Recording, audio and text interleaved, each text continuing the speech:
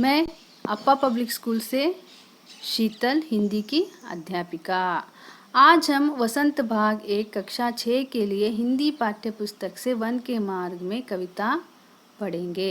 इस कविता के लेखक है या इस कविता के रचयिता है गोस्वामी तुलसीदास जी। कविता को शुरू करने से पहले आइए इस कविता के बारे में और कवि के बारे में जान लेते हैं। तुलसीदास या गोस्वामी तुलसीदास नाम हिंदी साहित्य के आकाश के एक चमकीले नक्षत्र के रूप में हमेशा याद किए जाएंगे। तुलसीदास भक्ति काल की सगुण भक्ति धारा की राम भक्ति शाखा के प्रतिनिधि कवि हैं। इनके प्रमुख रचनाएं हैं रामचरितमानस, दोहावली, कवितावली, गीतावली, हनुमान चालीसा आदि। प्रस्तुत कविता गोस्वामी तुलसीदास रचित कवितावली की अयोध्या कांड नामक काव्य से लिया गया है और इसमें प्रयुक्त की गई भाषा ब्रिज भाषा है। यह हिंदी नहीं है, यह ब्रिज भाषा है। इस कविता के जो दोनों पद हैं वे विशेष प्रकार के छंद में लिखे गए हैं जिसे सवैया कहते हैं। जैसे दोहा होता है एक प्रकार का छंद है, सौराठ होता है, चौपाई होता है, वैसे ही सवैया एक प्रकार का छंद है। तो आओ बच्चों, वन के मार्ग में से पहला सवैया क्या है देखेंगे।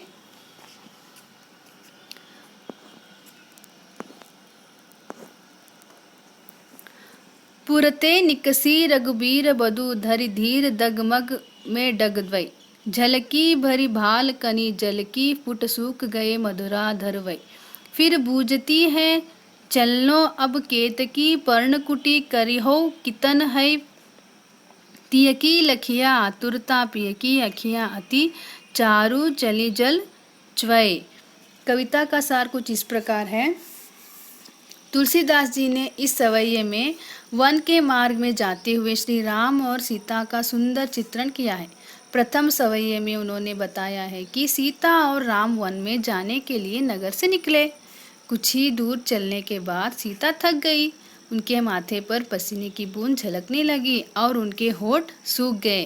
वे व्याकुल होकर पूछने लगी कि अब और कितना दूर चलना है तथा वे कुटिया कहाँ बनाएंगे। सीता की व्याकुलता देखकर श्री राम की आंखों में आंसू आ गए।